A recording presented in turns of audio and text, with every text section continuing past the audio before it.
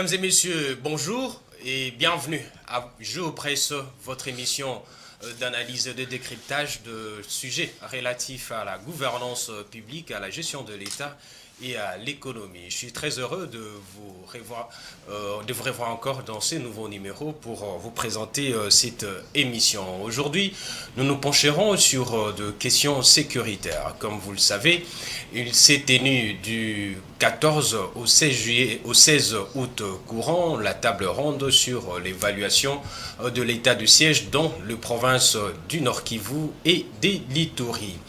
Au terme de cette grande activité, le Premier ministre Jean-Michel Sama-Lukonde, qui l'a clôturé, a promis de transmettre au président de la République le rapport final pour qu'il lève une option.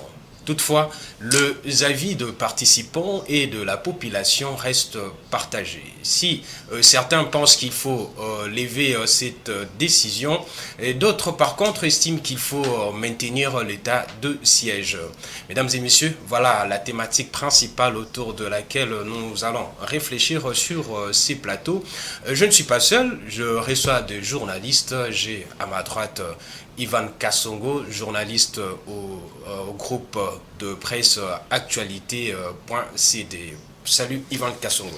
Salut Jojo Moulamba, surtout merci pour l'invitation. Merci d'être là et à ma gauche, à votre droite, il y a Fiston Oleko, journaliste au groupe de presse Géopolis Forum que je salue aussi. Salut Jojo Moulamba, salut à tous nos téléspectateurs aussi. Merci. Et à l'extrême gauche, c'est Patrick Ilunga, journaliste également au groupe de presse Géopolis Forum. Bonjour Jojo, bonjour également à tous nos co-débatteurs ici sur le plateau, bonjour à tous les téléspectateurs également. Ok, merci d'être là. Nous allons démarrer cette émission. Je vais commencer par Ivan Kassongo. Ivan Kassongo, comme vous le savez bien, le président de la République a proclamé au mois de mai 2021 l'état de siège avec pour objectif de venir à bout aux groupes armés à imposer la paix dans les provinces des Littoris et du Nord Kivu, deux provinces qui sont en proie aux violences de groupes rebelles et d'autres forces négatives. Mais fort est de constater que ces objectifs n'ont pas encore été atteints, mais quelques avancées significatives ont été enregistrées. Quelle lecture faites-vous de cette situation ? Tout d'abord, merci Jojo pour la question. Je pense que il fallait initialement, est-ce que les objectifs qu'attendaient les présidents de la République étaient déterminés dans le temps ? C'est la question qui devait se poser. Si à partir du moment où le président a décrété ou a décidé de prendre cette décision, si vous me permettez la tautologie, d'opter pour l'état de siège, est-ce qu'il avait déterminé la durée de cet état de siège? S'il avait donné la mission au gouverneur militaire de leur dire que il faut au moins, dans 2 ans, je veux atteindre un nombre réduit de groupes armés actifs dans notre pays. S'il y en avait 50, je veux dans 2 ans qu'il puisse en avoir 20. Si avec ces éléments, ces indicateurs, je crois que le président peut se dire qu'il a avancé, il faut le maintenir ou pas. Mais si l'idée était celle de dire, prenons cette décision pour en finir avec les sécurités, mais pas définir clairement la durée de la mission confiée au gouverneur militaire, là c'est compliqué de dire s'ils ont réussi ou pas. Et alors, une année, 2 ans, ils ont fait ce qu'ils ont pu faire. Il faut équilibrer pour voir, avant le temps des sièges, et maintenant, quelle est la décision qu'il faut prendre. Parce que certains parlementaires de cette contrée du pays estiment qu'il faut lever cet état de siège. Parce que ça a plus créé des problèmes qu'on lieu de les résoudre. Mais simplement parce que aussi, cet état de siège est qu'on a une administration militaire, mais dans la chaîne d'exécution du commandement, il y a toujours des problèmes. Or, même si on a un gouverneur civil, il y a un chef de la police en province. Il y a un auditeur supérieur en province. Il y a tout le service de l'armée qui fonctionne, même s'il y a une autorité civile. L'objectif n'a pas encore été atteint. Justement, je pense que l'idée était, avec une gouvernance militaire, de renforcer. Mais malheureusement, le gouverneur militaire n'a pas que ça comme tâche. Il est gouverneur d'abord. Ça veut dire que quand il y a un problème de voirie, il a un œil dessus. Mais alors que le gouverneur civil ou celui qui était avant est en congé, il est d'abord payé par l'État parce qu'il est en congé. Ces services sont payés par l'État, ils sont en congé, on ne peut pas leur retirer, se donner des surcroîts, il a été élu, même si c'était au suffrage indirect. C'est ça le grand problème. Mais il faut donner plus un contenu à cet état de siège pour s'attendre à des résultats escomptés. Sinon, ça risquerait d'être une charge supplémentaire pour l'État parce que les nouveaux gouverneurs et son équipe sont payés par l'État. Et l'ancien est payé aussi par l'État. Parce qu'on ne peut pas justifier le fait qu'on ne puisse pas te payer parce qu'il y a un... Non, mais quand même, je suis gouverneur élu. Et ces services doivent être payés. Vous voyez? Donc, à un certain moment, il faut bien réfléchir et prendre tous les paramètres en jeu. S'il y a moyen, si le chef d'État estime que, par exemple, le gouverneur militaire actuellement, on dit, est plus expérimenté, on peut le mettre chef de la police en Nord-Kivu, peut-être, ou chef de service de renseignement ou quelque chose comme ça. Ils peuvent continuer à faire son travail, mais que le civil qui était là reprenne ses fonctions parce que lui est payé pour travailler. Il a été élu pour travailler. Mais maintenant là, il ne travaille pas, il est en congé. Bon, nous allons revenir sur quelles sont les solutions à apporter en attendant que le président de la République prenne sa décision aussi. Fiston Oleko, vous suivez cette actualité. Pensez-vous qu'il fallait vraiment prendre cette mesure, l'état de siège? Merci beaucoup, Jojo Moulamba, pour la question. Il faut dire que le principe ayant conduit à l'état de siège, c'est celui selon lequel on ne peut pas continuer à emprunter la même méthode pour s'attendre à des résultats différents. C'est-à-dire que la question de l'Est, ce n'est pas d'aujourd'hui, c'est depuis la sortie la période après justement le génocide rwandais. Nous sommes en 1990, 94, 95, 96. Et jusque-là, on a toujours essayé dans la même direction, ou soit avec les mêmes méthodes.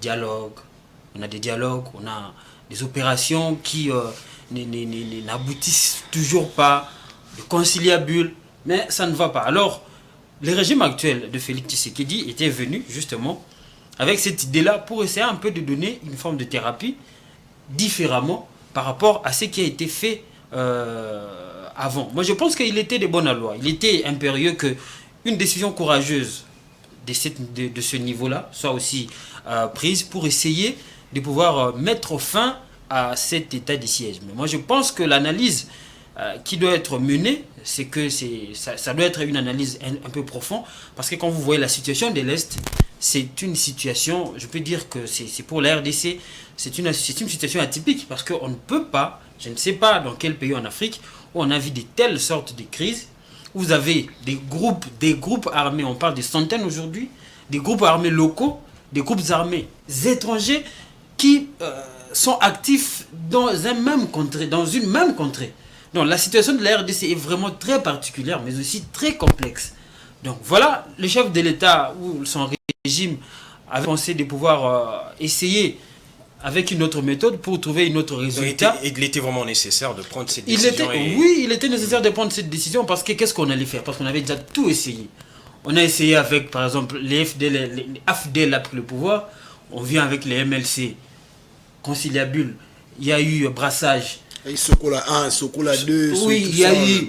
Plusieurs opérations ont été menées. Il y a eu RCD, il y a eu CNDP, il y a eu aujourd'hui on a des Codeco, aujourd'hui on a des Zaïre, aujourd'hui on a des Ouazalendo. Des M23. Aujourd'hui on a des M23, M23 c'est depuis 2012. Donc il a fallu quand même essayer une autre manière de faire pour pouvoir trouver une solution.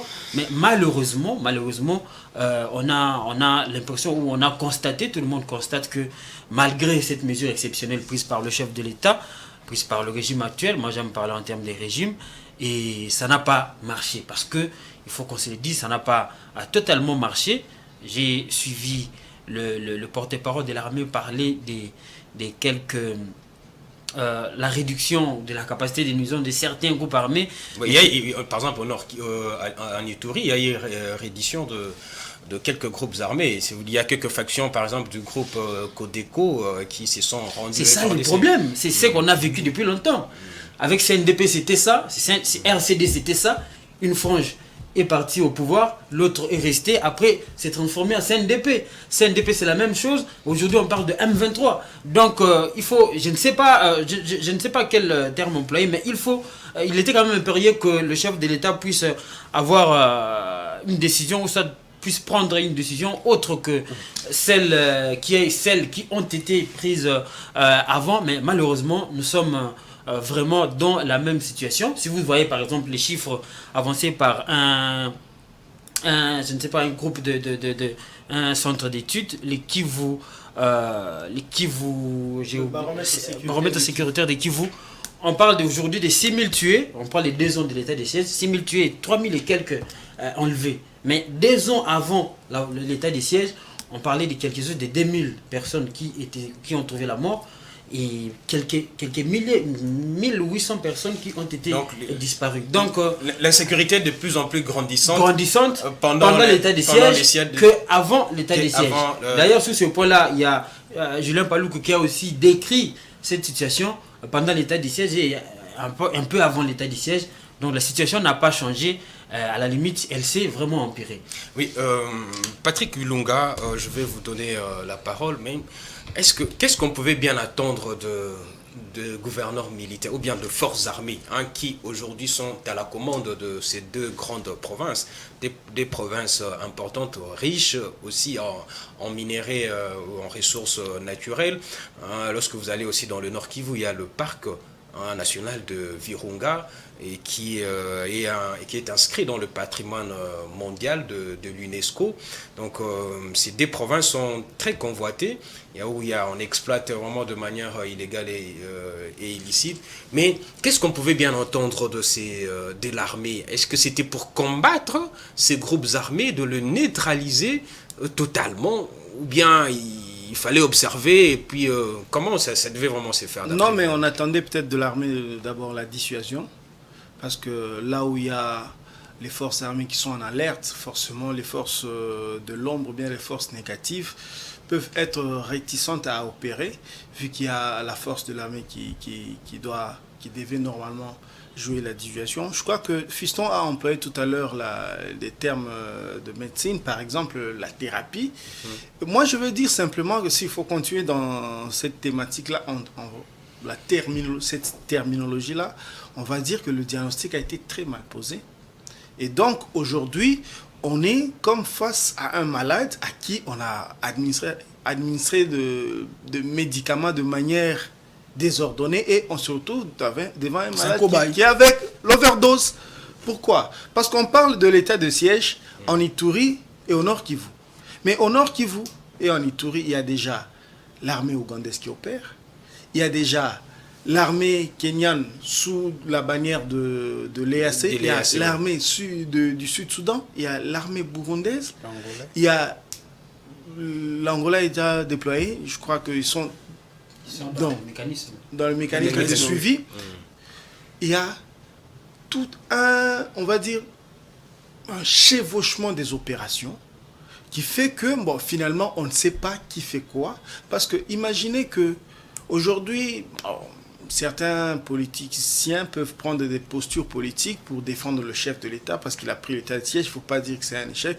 Non, on voit bien qu'on est devant un échec. Pourquoi je dis ça? L'armée congolaise, c'est une armée avec un effectif de plus de 100 000 hommes, selon ce qu'on nous dit. Mais comment se fait-il qu'on est devant une province qui a vraiment besoin des hommes en armes, mais on se retrouve devant des villages, par exemple, 150 km avec un seul policier? Qu'est-ce qu'il peut faire? Ça, c'est un problème déjà. Alors, si on regarde bien la question, moi, selon ce que je peux donner comme analyse, c'est que les soldats ne veulent pas être déployés là de manière permanente. Parce qu'il n'y a pas de vie là-bas. Imaginez qu'il n'y a pas de route, il n'y a pas d'électricité, il n'y a pas de communication, il n'y a rien. Mais on a vu le UPDF et les FARDC accompagner le gouvernement dans la construction de routes RDC. Oui, mais Ouganda. c'était une belle initiative parce que En 2021, déjà, quand le président Tshisekedi et le président Museveni signaient ça, c'était aussi pour combattre l'insécurité via des solutions économiques. Oui. Donc, je crois que c'est une question qui doit être analysée de manière holistique, pas seulement le tout militaire, parce que même les groupes armés, aujourd'hui, Julien Paluku dit qu'il y a à peu près 200 groupes armés, ou bien plus de 200 groupes armés, mais les groupes armés naissent comment? Ce sont des groupes d'autodéfense pour la plupart. Pourquoi? Parce qu'il y a un vide sécuritaire. Lisez même le rapport du secrétaire général de l'ONU qui fait sur la situation de la RDC. Oui. Il dit par exemple que lorsqu'il y a eu résurgence du M23, il y a eu un déploiement, on va dire, conséquent dans le Rutshuru, Masisi, qui a créé un vide sécuritaire dans certains territoires de l'Ituri. Ce qui a fait que des groupes armés ont pris possession de territoires de Irumu et consorts à 70%, à 50%, à 20%, à 10%. Ça, c'est la preuve qu'on est en train de mal faire le diagnostic de notre pays. Oui, vous dites qu'on fait mal le diagnostic, mais pour vous, comment il faut procéder? Quelle peut être la cause? S'il faut que je pose la question directement, quelle peut être la cause vraiment Je crois que vu des Kinshasa, on peut se tromper sur beaucoup de choses. On n'a pas forcément tous les éléments pour prétendre donner des solutions ici sur le plateau. Mais en tout cas, selon moi, il faut d'abord commencer à déployer, comme on a vu du temps de Mobutu par exemple, on déployait souvent, on va dire, les soldats avec leur famille. Parce qu'un gaillard, vous le déposez comme ça, il n'a ni famille ni quoi, il risque d'être dépaysé pensant à sa famille ou bien n'ayant pas de structure de soutien comme il faut. Il faut commencer à redéployer les soldats dans tous les territoires qui en manquent. Je crois que c'est pas seulement... Là, excusez, là vous êtes dans la solution, mais la cause vraiment de tout ce qui se passe dans cette partie est du pays. Bon, je peux dire que la cause, c'est d'abord l'absence de l'État. Le fait que l'État est absent. Donc, comme la nature a horreur du vide, il y a des gens qui se déploient là, d'abord pour exploiter des matières premières qu'il y a là-bas. Vous savez qu'il y a de l'or, il y a le coltan, il y a peut-être aussi d'autres matières qu'on n'a pas encore découvertes. Voilà. Donc, je crois que c'est peut-être l'abondance de matières premières qu'il y a là, qui a attiré les forces négatives. Et du fait que l'État est absent de ce côté-là, et les forces négatives ont prospéré. Et donc, comme il y a des forces, bon, on va peut-être pas,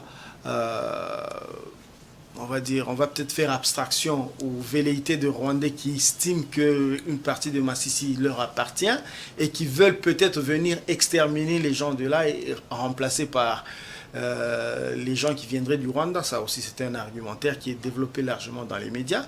On ne peut pas faire abstraction de ça. Mais aujourd'hui, moi, je pense que simplement, si l'État existe réellement, on va dire l'État va pouvoir se redéployer l'administration d'abord, l'armée et les juridictions. Par exemple, les juridictions, il y a des magistrats, vous les déployez là-bas, ils n'y vont pas. Ils ne vont pas, il n'y a pas de donc, il n'y aura pas de justice.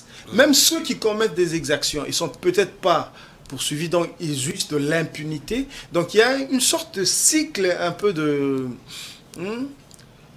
des violences, d'insécurité. Voilà, on est dans une sorte de cycle qui n'en finit pas à cause de l'absence de l'État, à mon avis. Donc, il faut restaurer l'autorité de l'État dans cette partie du pays. Je pense que c'est ça bien l'objectif pour lequel le gouverneur militaire ont été nommés par le président de la République. Mais pour cela, il faut plus de moyens, et plus de moyens matériels, de moyens humains, de moyens financiers, afin de permettre aux responsables militaires qui dirigent ces provinces de venir à bout à ces groupuscules, à ces forces négatives. Ivan Kassongo, vous avez suivi la table ronde sur l'évaluation de l'état de siège. La table ronde s'est tenue pendant 3 jours, donc du 14 au 16 août 2023. Et le Premier ministre a promis de transmettre au chef de l'État le rapport final, puisque c'est mieux que lui qui a la primeur de prendre une décision. Mais les avis sont partagés. On a vu plus de 132, une affaire de 132 participants déclarer qu'il faut lever cette décision. Donc il faut lever l'état de siège. Qu'en pensez-vous? Bon, tout d'abord, le problème, bon, je pense que lever l'état de siège, moi je trouve que c'est une solution dans la mesure où ça va réduire les dépenses de l'État dans cette province, tout d'abord. Parce que même si on la maintenait, ça ne résout aucun problème. Lever l'état de siège maintenant, ça va résoudre aucun problème. À partir du moment où nous ne nous rendons pas compte du fait qu'il faut que ces militaires qui passent des années en brousse ne sont pas motivés, le problème sera permanent et ça sera récurrent. Moi, je crois qu'il faudrait, dans tous les deux cas, soit vous levez l'état de siège. Si on estime, comme je l'ai dit tantôt, le gouvernement militaire sont beaucoup plus expérimentés, ils ont beaucoup plus la capacité de rendre inefficaces ces groupes armés, il y a plusieurs moyens de les utiliser, pas seulement entre les gouverneurs. La province est là. Il peut être responsable de l'armée, il peut être responsable de la police, il peut être responsable des renseignements militaires en province. Ça peut toujours marcher. Pourvu qu'il y a un fonctionnement régulier des institutions et de services de sécurité. Parce qu'à partir du moment où il y a méfiance entre les services en province, il y a une partie qui disent que non, il faut faire partir le gouvernement militaire et ses amis. Et l'autre partie, non, il faut que vous, le gouvernement civil, restez là-bas avec vos amis. Cette situation de conflit, ça il faut le dire, il y a une situation de conflit entre les partis au Nord Kivu. Entre ceux qui pensent qu'il faut le maintenir, et d'autres ceux qui pensent qu'il faut l'élever. Alors qu'en ce moment, il y en a besoin plus de personnes qui devraient s'unir autour d'une même vision pour lutter contre l'insécurité. Nous apprenons que ceux qui soutiennent la levée de cette décision, ce sont beaucoup plus le politique qui voit leurs intérêts. Non, mais vous l'avez dit tantôt, vous avez fait en disant le nombre de morts pendant les temps de siège et avant. On vous en croire, on vous suivre, vous avez dit, cela veut dire que l'état de siège est un échec. Donc ceux qui disent qu'il faut lever l'état de siège n'ont pas tort. S'il faut s'en tenir au constat du fait qu'avant les temps de siège, il y avait moins de morts que maintenant, mais il y a aussi un aspect du fait que l'état de siège est venu trouver aussi une situation compliquée parce que c'est maintenant qu'il y a eu une sorte de conflit qui atteint un niveau beaucoup plus élevé entre la RDC et le Rwanda, même sur le plan médiatique. C'est pour une première de voir les deux chefs d'État c'est tiré dans les médias. Tshisekedi dit clairement, c'est toi le Rwanda, Kagame qui m'attaque. Kagame dit, c'est votre problème. C'est pour une première. Dans ces contextes-là, vous mettez un état de siège. Alors Kagame se sent en insécurité. Bon, ces gens veulent répliquer et me menacer. Ils veulent s'allier au FDLR pour me menacer. D'après Kagame, ils font quoi? Comme nous sommes déjà infiltrés, il a des bras, on est ADC, c'est beaucoup plus facile d'accentuer la peine, d'accentuer les exactions. La violence. Et nous sommes perdants. Vous voyez, c'est ça en fait le plus grand danger que nous aurions dû éviter en nous préparant, parce qu'on a 100 000 hommes, ou plus de 100 000 hommes qu'on dit, mais de quelle qualité? Ce sont des personnes qui partent, qui n'ont même pas de munitions. Moi, je suis en train de couvrir les procès du député national ici, de Massissi Mongachouchou. J'ai suivi un monsieur qui s'est présenté comme renseignant, il est le chef de service des armes à feu au ministère de l'Intérieur. Le monsieur qui dit au ministère de l'Intérieur, on ne donne pas des armes. Quand tu viens quand le ministre de l'Intérieur te dit, tu es député, tu dois avoir une arme pour l'autodéfense, pour la sécurité, et ils enregistrent, que tu viennes déjà avec une arme.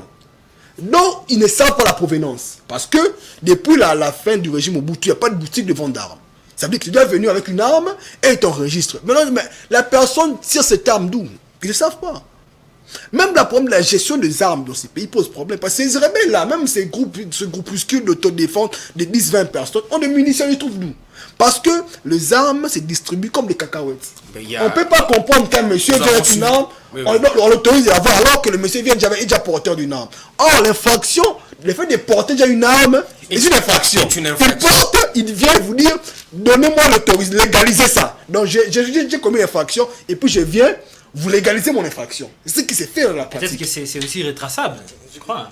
C'est ça le problème, parce que... Mais il faut que le service de renseignement... C'est ça le vrai problème, parce que durant les procès, moi je passe à un cas d'école, un cas d'espèce, durant les procès, c'est le responsable du service d'armes à feu au ministère de l'Intérieur qui le dit devant la barre, devant la haute cour militaire, en disant que si tu veux qu'on puisse te donner l'autorisation de port d'armes, tu dois préalablement avoir l'arme. Donc, ils ne savent pas la provenance. Il faut dire le problème. Dans cet environnement-là, c'est déjà si à Kin c'est comme ça, alors en province c'est encore pire.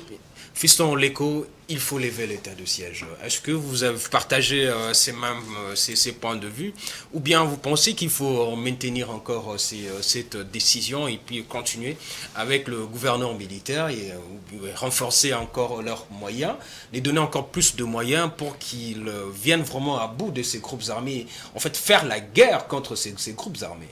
Moi, je pense que ce débat-là, qui est même porté du haut du palais d'ici à Kinshasa, au palais du peuple, commence à nous faire détourner un peu à l'essentiel. Parce que état de siège ou non, ce ne sont que des formes.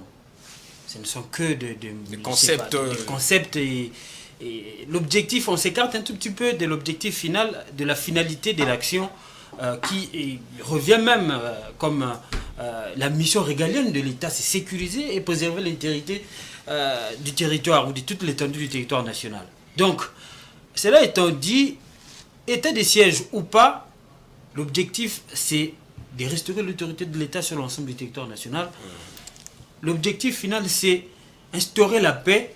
L'objectif final c'est nos mamans qui vivent à l'est du pays puissent aller vers son champ, faire son travail et revenir à la maison sans inquiétude. C'est ça. État de siège ou non, je vois que ça ne change rien. Ces débats-là, ça nous amènera à rien. D'ailleurs, ça nous retarde un tout petit peu, comme je l'ai dit tantôt. Donc le chef de l'État, comme je l'ai dit au début, quand j'ai pris la parole, il a pensé que ça allait marcher et ça n'a pas marché. Moi, je pense réellement qu'il faut se poser des bonnes questions. Des bonnes questions, c'est équiper notre armée. Les bonnes questions, c'est faire monter notre armée en puissance. Les bonnes questions, c'est définir. Par exemple, aujourd'hui, il y a un problème au niveau international. Dernièrement, il y a une cargaison de munitions qui venait à Kinshasa, qui venait ici au Congo. Ça a été arrêté. On a dit que non.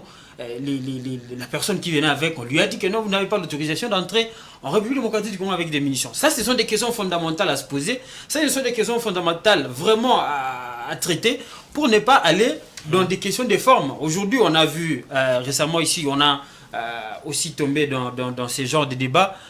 EAC, MONUSCO, mais dans le fond, qu'est-ce qui se passe? Tout ça, SADC, dans le fond, qu'est-ce qui se passe?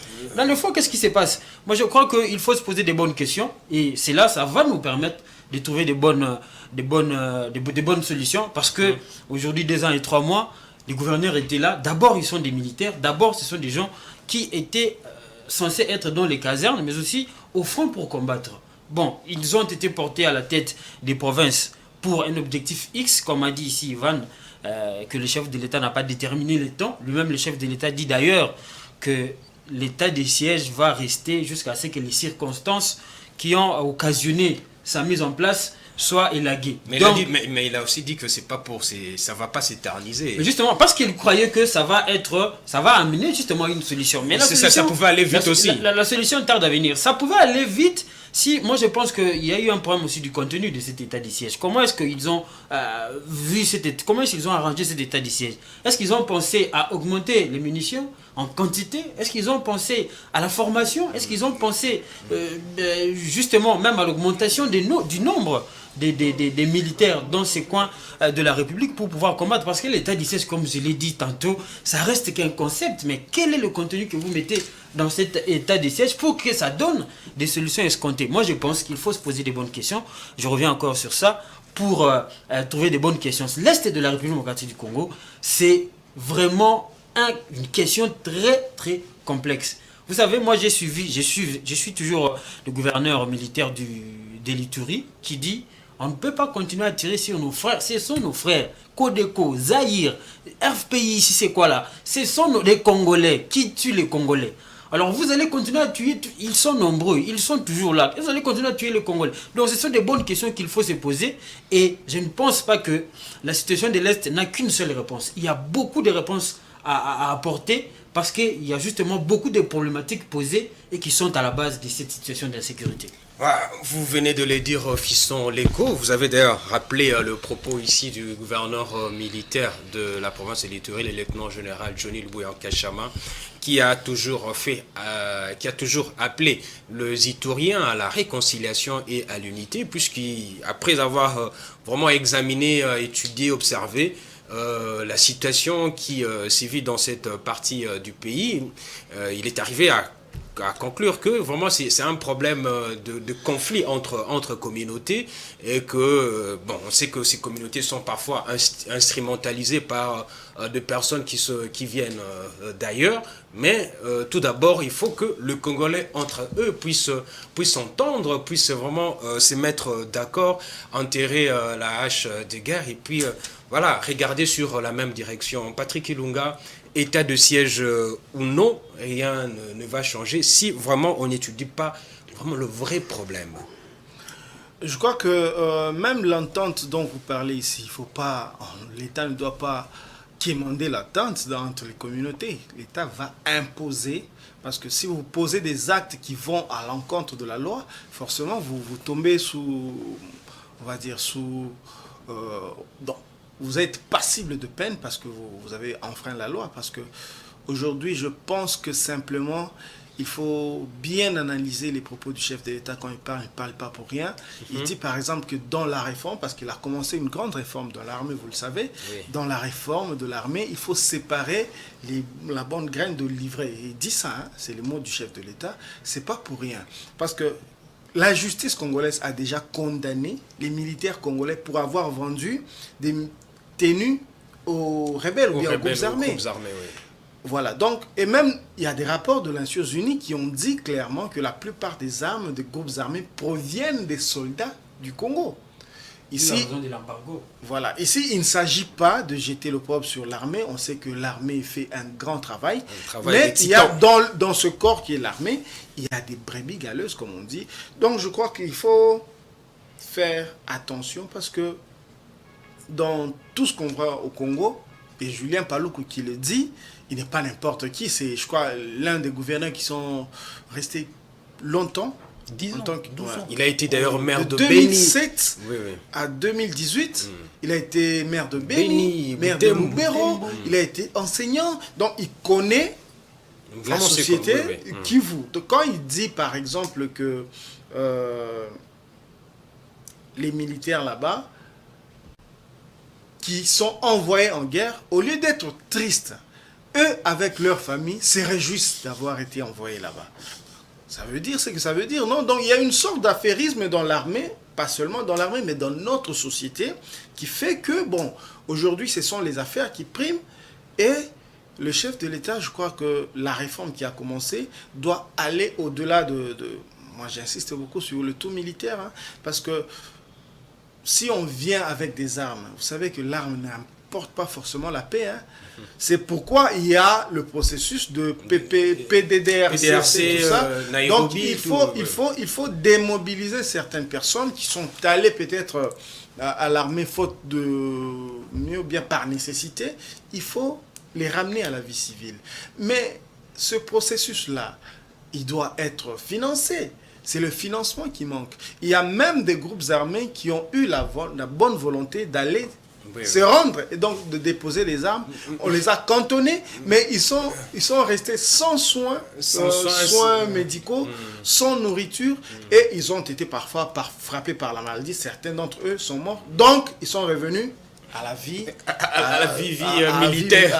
militaire. Donc je crois que c'est très important. Et aujourd'hui, je crois que le pouvoir, bien les autorités nous disent que les Américains sont nos partenaires privilégiés. C'est vrai que moi je n'aime pas cette infantilisation un peu de la vie publique, crier toujours à la communauté internationale. Mais si dernièrement j'ai vu qu'il y a une entreprise des Émirats Arabes Unis qui a signé des contrats, on va dire un partenariat pour exploiter l'or congolais. Je crois que l'or aussi, le coltan si je ne me trompe pas aussi, au niveau du Kivu. Voilà, les minéraux de 3T, coltan, wolframite et puis l'étain, cassitérite. Je crois que ça, ce sont des solutions qu'il faut privilégier. Pas seulement une solution militaire, tout ça, mais si vous réussissez à amener des entreprises américaines, vous les installez à Massissi, croyez-moi, il n'y aura plus crépitement de balles là-bas. Parce que les Américains vont vouloir protéger leurs intérêts. Je crois qu'il y a des multinationales qui achètent via peut-être pays. Il y a la Nous avons Chine. déjà proposé et qu'ils ont déjà accepté. Non, je ces crois qu'il Américains. faut peut-être aller vers là parce que ça fait 30 ans qu'on se tire dessus. Et bon, il y a, on va dire, la paix de manière précaire. C'est-à-dire qu'aujourd'hui, vous avez la paix, demain, vous retombez dans la guerre. L'autre jour, c'est l'autre groupe qui naît. L'autre jour, c'est la violence sexuelle qui prospère à cause de la guerre. Donc, je crois qu'on a beaucoup essayé les tout militaires. Maintenant, il faut aller au-delà du tout militaire, essayer d'associer les communautés, essayer d'associer la communauté internationale et les multinationales qui peuvent installer des entreprises là-bas. Et s'il y a des entreprises de grande puissance là-bas, et si on n'arrive pas à le faire avec les Américains, on peut tenter avec les Chinois, on peut tenter avec les Russes. Installer des grands groupes là-bas, peut-être que ce sera la solution pour ne plus avoir de crépitement de balles. Oui, il faut trouver des solutions idoines au-delà du tout militaire. Il faut que la RDC, dans sa partie Est, puisse vraiment retrouver une paix durable, puisqu'il y a depuis plus de 30 ans, il y a, on dirait, un semblant de paix. Une année après, il y a encore résurgence de violence. Donc il faut que la paix soit trouvée dans cette partie du pays, ce qui va permettre à ce que le Congolais vive vraiment en toute quiétude et circule normalement. Ivan Kassongo, voilà, nous tendons déjà vers la fin de cette émission. On va entrer dans sa dernière phase, puisqu'on parle de la situation de l'Est, l'état de siège. Et d'après vous, quelle solution durable qui peut être proposée au-delà de ce que le gouvernement propose? Et d'après vous, qu'est-ce qu'il faut faire vraiment concrètement? Non, je pense que la complexité de cette affaire, mais pour ça, moment à dire, je pense que toutes les propositions ont été faites. Toutes les réflexions ont été menées autour de cette question. Les hypothèses ont été formulées. La responsabilité revient aux Congolais tout d'abord et au gouvernement. Vous savez, la République nous appartient tous. On est Congolais. Étant donné que les Congolais seront toujours derrière de l'argent, oubliant l'intérêt général pour des considérations personnelles, ça sera toujours ainsi. On nommera un responsable de la Direction générale des migrations, il va nommer une personne à la frontière à Bunagana, ça sera des affaires, il va faire entrer des munitions, on va donner... C'est ça le vrai problème. Les Congolais, c'est l'argent ou rien. C'est ça le grand problème. Toute l'hypothèse que mon co-débatteur est en train d'évoquer, ça peut toujours tenir. Mais les problèmes avec qui? L'homme congolais. Ces institutions, ces sociétés, ces multinationales viendront ici, les climats des affaires ne seront pas propices, il y aura 10% à gauche, 10% à droite, ils répondent chez eux. C'est ça le plus grand problème. Nous sommes le problème du Congo. Nous, cette génération, c'est nous le problème du Congo. Dans nos têtes, il y a un problème. C'est l'argent d'abord ou rien. Peu importe les moyens. Dans tous nos frontières là, DGRAD, DGDA, ANER, DEMIAP, tous ces services de l'État, il n'y a que des Congolais qui ne vivent au quotidien que pour la cause du mal. C'est l'argent d'abord et le reste, c'est pas mon problème. On vend des munitions à gauche à droite comme des cacahuètes, on vend des tenues, on vend des bottes, pourvu que je mange d'abord et on oublie les conséquences après. Cette arme-là que tu as vendue à $200, ça va tuer 1000 personnes. C'est ça le grand problème. Les hypothèses, je ne sais pas qu'est-ce qu'on va faire. Renforcer l'autorité de l'État. Il y a des militaires là-bas. Les munitions, on donne. On a augmenté les budgets de l'État. L'argent, pourquoi il faut envoyer, ça n'arrive pas à destination. C'est parce que les Congolais, il n'y a pas une volonté, il n'y a pas un besoin de vouloir dire on doit redevenir un État. Trop, c'est trop. On a construit des maisons à Gombe, on a construit des maisons à ma campagne, mais après, qu'est-ce qu'on laisse à nos enfants après? C'est ça le grand problème. À partir du moment où les Congolais ne seront pas dans cette logique-là, on va parler français sur le plateau de télévision, on va dire tout ce qu'on peut dire, la situation restera pareille. Fiston Oleko, vous avez tout à l'heure parlé de la réforme de l'armée, il faut aussi équiper l'armée, mais concrètement, est-ce qu'il faut une solution durable à la situation sécuritaire qui prévaut dans cette partie du pays? Que faudra-t-il faire concrètement? Je pense que ce qu'il faut faire, je peux les catégoriser à deux volets. D'abord, de manière interne. À l'interne, nous devons faire un grand travail. D'abord, il faut dire que ce qui se passe à l'Est, anthropologiquement, c'est aussi une question de l'homme congolais. Dans quelle situation il vit, dans quel environnement il vit. C'est-à-dire que nous sommes là devant des gens qui sont des jeunes. Généralement, parce que quand on parle des groupes armés locaux, il y a des jeunes qui s'unissent. Majoritairement, ce sont des jeunes. et qui commencent à faire... Il y a d'autres qui commencent même par des groupes d'autodéfense. Après, demain, ils découvrent qu'il y a des mines qu'ils peuvent vendre et ils entrent dans des salles de zones. Ils sollicitent le Donc, soutien. il faut apporter des solutions sociales dans ces coins-là du pays. Là, Patrick Lunga vient parler ici, il ne faut pas toujours le tout militaire, il faut aussi penser à d'autres solutions. D'autres solutions aussi, il y a aussi ça, des questions sociales qui se posent là-bas avec à côté, parce que quand quelqu'un n'a pas à manger dans la voie normale, il va chercher des voies raccourcies. Ça, c'est une évidence. Et il y a aussi cette problématique-là. Quand même, nous sommes dans un coin du pays où il y a beaucoup de problèmes. Il y a, quand, par exemple, Patrick Lunga parle des sociétés, oui, bien évidemment, mais il faut se poser la question entre la sécurité et l'entrepreneuriat. Qu'est-ce qui vient avant? Entre l'insécurité et l'entrepreneuriat, qu'est-ce qui vient avant? Nous sommes déjà dans un contexte où l'insécurité est là, alors que nous savons que les multinationales qui veulent investir normalement sont comme des petits pigeons. Quand il y a quelques bousculades, ils s'envolent. Hein. Ils s'envolent. Là où ils on peut, vous me permettez, on peut prendre l'exemple du code minier de 2002.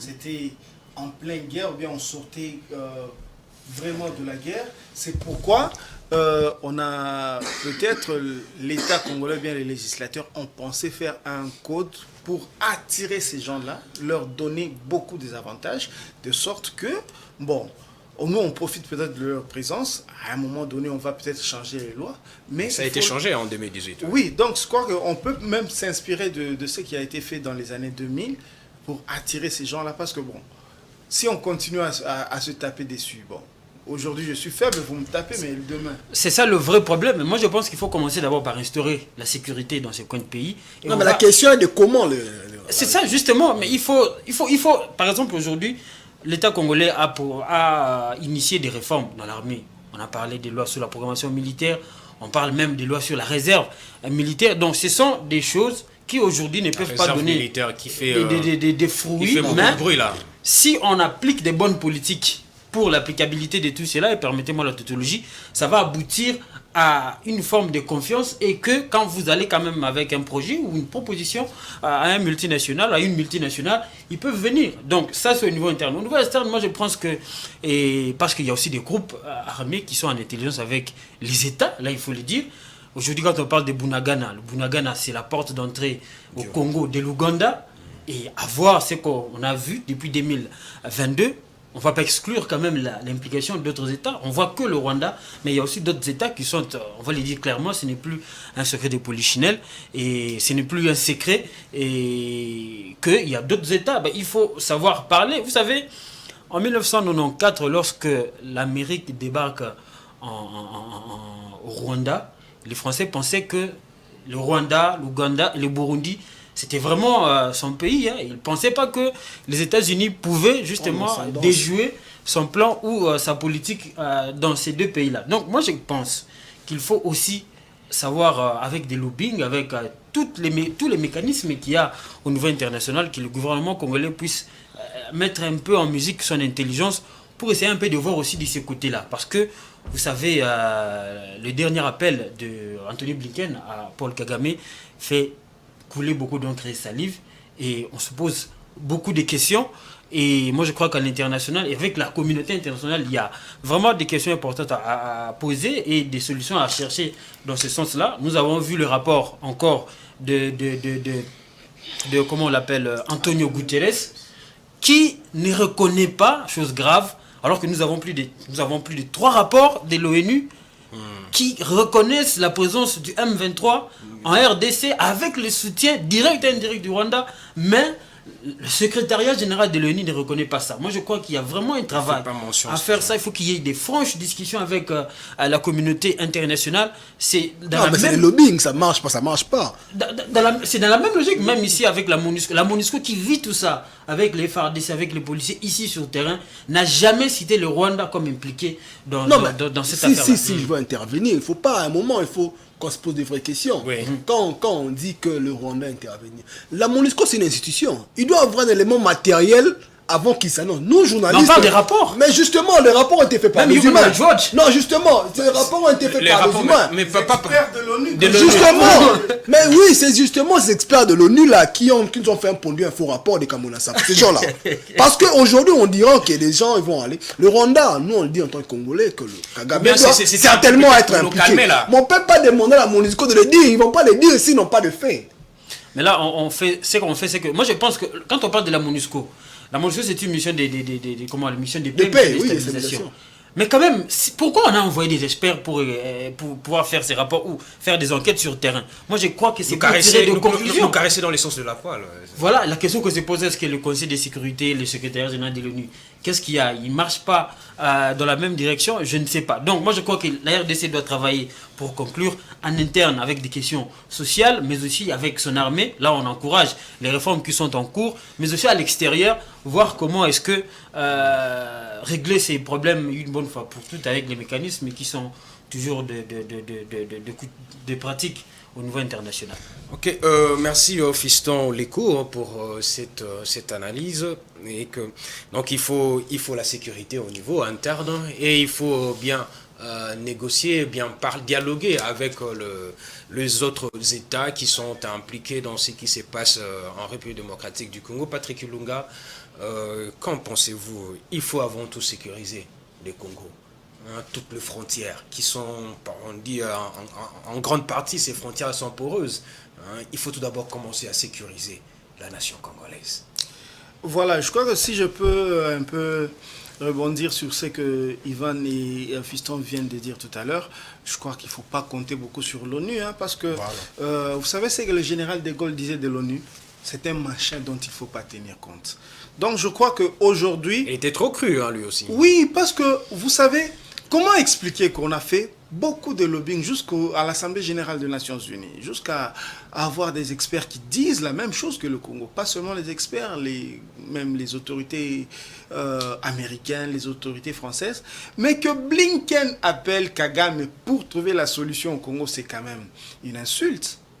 Mais pourquoi on fait ça? Parce que Kagame s'est donné le rôle de quelqu'un qui joue un peu à la paix. Il envoie les soldats au Mozambique, il envoie en République centrafricaine. Et donc, il dit même aux Congolais, mais les Congolais, nos frères, demandez-nous de l'aide. On va vous envoyer les soldats rwandais pour venir mettre la paix, comment dire, installer la paix. C'est se moquer un peu de Congolais, là. Donc, il faut simplement retourner, on va dire, se recroqueviller sur nous pour trouver une solution en nous d'abord. Parce que, bon, moi, l'homme congolais, quand je regarde la société congolaise, je me dis simplement, on est mal formé ou bien mal formaté. Il faut carrément revoir l'enseignement. Il faut enseigner le civisme aux Congolais. Le patriotisme. Parce que vous savez, il y a des Congolais qui insultent le Congo, même à la télé. Mais ça, un Américain ne peut pas le faire. Donc, c'est le manque de civisme qui fait que, mais partout, même quand vous êtes à la DGM, vous êtes aux frontières, vous savez que ça, c'est un danger contre mon pays. Mais comme ça vous procure de l'argent à vous, personnellement, vous faites. Ça, c'est le manque de civisme. Voilà, il n'y a pas ce sens de l'intérêt général. Je crois qu'il faut commencer par enseigner ça, parce que des générations, parce qu'aujourd'hui, les grands hommes politiques, ils vous parlent de COP. COP.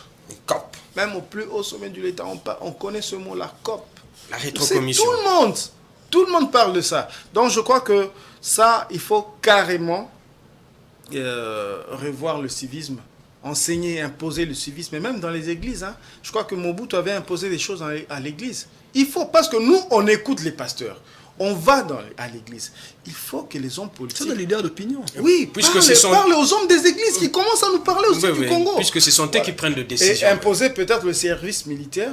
Vous savez qu'aux États-Unis, par exemple, quelqu'un comme Mohamed Ali, je crois qu'on l'a dit il y a 2 ou 3 semaines ici, vu qu'il avait refusé d'aller combattre pour la cause américaine en Vietnam, on lui a ravi même le titre, on lui a imposé des choses. Donc je crois qu'aujourd'hui, si on impose aussi le service militaire, même aux étudiants, aux élèves, par exemple, les élèves de secondaire, on aura peut-être, s'il y a 100 000 élèves de 6e, par exemple, au Congo, on aura peut-être 10 000 qui vont rester dans l'armée, et ce sera peut-être des gens bien formés et peut-être des gens qui aimeront mieux le Congo que nous, parce qu'aujourd'hui, Il faut dire que notre génération, même la génération d'avant, on a fait honte au Congo. Merci Patrick Ilunga, merci Ivan Kassongo, merci Fiston Leko pour vos analyses, pour vos interventions, pour vos propositions par rapport au sujet qui était au cœur de ces débats, de cet entretien entre nous, journalistes, et nous retenons qu'il faut que le Congo puisse changer. Il ne peut changer que si l'homme congolais est transformé. Et l'homme congolais doit être transformé, doit changer de comportement et doit privilégier l'intérêt général. Et ce qui est très capital pour le développement de la RDC. Il faut aussi sécuriser le territoire national. Il ne faut pas laisser entrer n'importe qui dans le pays. Et pour y arriver, il faut que l'homme congolais change de comportement. Je pense que c'est ça la clé aussi de la solution aux différents problèmes qui coiffent notre société. Fidèles téléspectateurs, nous vous disons infiniment merci aussi pour votre aimable attention. Nous espérons vous revoir très prochainement avec le même plaisir. Voilà, merci.